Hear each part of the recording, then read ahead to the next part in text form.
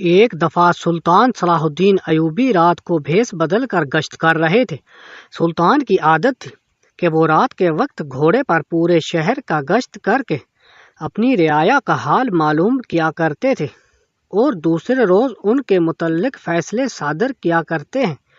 ایک روز سلطان شہر میں چکر لگا رہے تھے کہ آپ نے ایک غمناک آواز سنی۔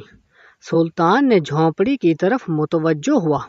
ایک بڑھیا رو رہی تھی اور بارگاہ خداوندی میں فریاد کر رہی تھی، اے رب العالمین، ہمارے سلطان کو بیماری اور وزیر کو موت دے دیں اور قاضی صاحب کی عمر دراز کر دیں۔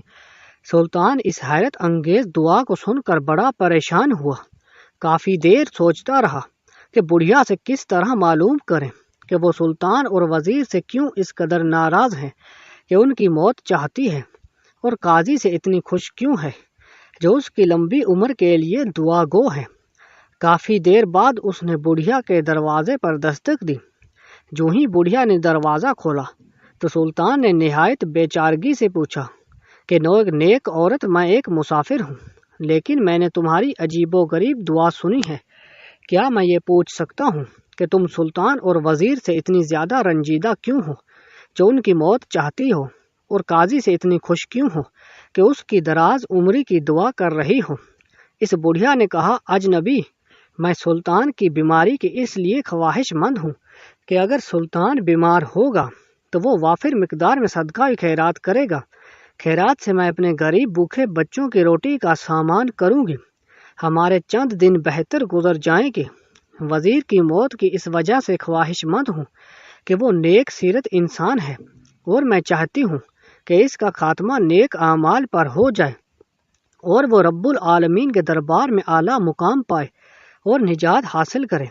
اور قاضی کی عمر درازی اس لیے چاہتی ہوں کہ وہ اپنی بد اعمالی زیادہ سے زیادہ کر سکیں تاکہ اس کا ٹھکانہ جہنم کے علاوہ کوئی نہ ہو، اور قیامت کے روز اس کو زیادہ سے زیادہ عذاب ملے۔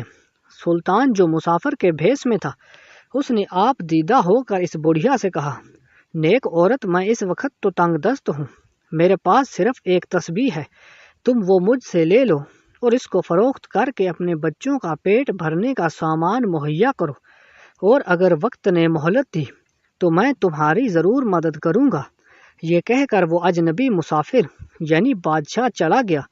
بڑھیا وہ تسبیح لے کر اپنے ہمسائے کے پاس گئی تاکہ اس کو فروخت کر سکے۔ اس کا ہمسایہ جو پرلے درجے کا بخیل انسان تھا، جب تسبیح کو دیکھا تو اس کی رال ٹپک پڑی۔ بڑھیا تسبیح کی قیمت سے نا آشنا تھی، نا واقف تھی، کیونکہ تسبیح یاقوت اور لال مرجان کی تھی، اور مذکورہ ہمسایہ کس طرح اس سے وہ تسبیح ہتھیانا چاہتا تھا۔ اس نے بڑھیا کے ساتھ الٹی چال چلی کہ تسبیح تو میری ہے، اس کو کل کسی نے چرا لی اور میں اس کی تلاش میں تھا۔ اب مجھے پتا چلا کہ یہ تم نے چرائی ہے، میں اب تم پر مقدمہ دائر کروں گا۔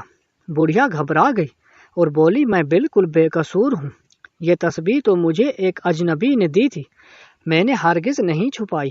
اب اس ہمسائے نے موقع سے فائدہ اٹھایا اور کہنے لگا، اچھا، اگر تو نے تسبیح نہیں چرائی تو یہاں سے بھاگ جا، میں تم پر اتنا ترس کھا لیتا ہوں کہ تمہیں عدالت میں نہیں کھینچنا۔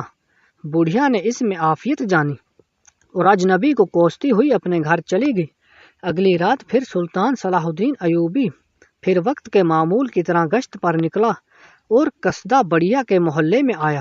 اس نے بڑھیا کے گھر سے وہی دعا سنی جس میں سلطان کی بیماری، وزیر کی موت اور وقت کے قاضی کی عمر دراز کا ذکر تھا۔ سلطان نے بڑھیا کے گھر کا دروازہ کھٹکھٹایا۔ آ رہی ہوں۔ بڑھیا دیکھتے ہی سلطان پر برس پڑی اور اس کے منہ میں جو آیا کہتی چلی گئی۔ جب اس کا غصہ ٹھنڈا ہوا تو سلطان نے اسے اصل واقعہ سنانے کو کہا۔ بڑھیا نے اپنے پڑوسی کا سارا قصہ سنا دیا۔ سلطان کو بہت غصہ آیا۔ سلطان نے بڑھیا کو بتایا کہ میں اجنبی نہیں بلکہ وقت کا سلطان ہوں، اور میں نے تمہاری ضرورت پوری کرنے کی غرض سے اپنی قیمتی تسبیح تمہیں دی تھی تاکہ تم اپنے بچوں کا پیٹ بھرنے کا سامان مہیا کر سکو، مگر تمہارے ساتھ تمہارے بخیل پڑوسی نے بڑی زیادتی کی ہے، اس کو ضرور سزا ملے گی۔ اگلے روز سلطان نے بڑھیا اور اس بخیل پڑوسی کو اپنے دربار میں طلب کیا۔ دربار میں تمام وزراء، امراء اور دیگر مصائب تشریف فرما تھے۔ سلطان نے بڑھیا کو حکم دیا کہ ساری روداد سناؤ۔ بڑھیا نے شروع سے آخر تک ساری بات دربار میں بیان کر دی۔ فیصلہ کیا گیا کہ بڑھیا کو خاطر خواہ انعام دیا جائے گا، جس سے وہ باقی زندگی آسانی سے گزار سکیں اور اپنے بچوں کی کفالت بہترین طریقے سے کر سکیں، اور اس کے بخیل ہمسائے کو سزائے موت دی جائے۔ اگر آپ کو ہماری یہ ویڈیو اچھی لگی تو لائک اور کمنٹ کر دیجیے، اور چینل کو سبسکرائب کرنا مت بھولیے۔ ملتے ہیں نیکسٹ ویڈیو میں، تب تک کے لیے اللہ حافظ۔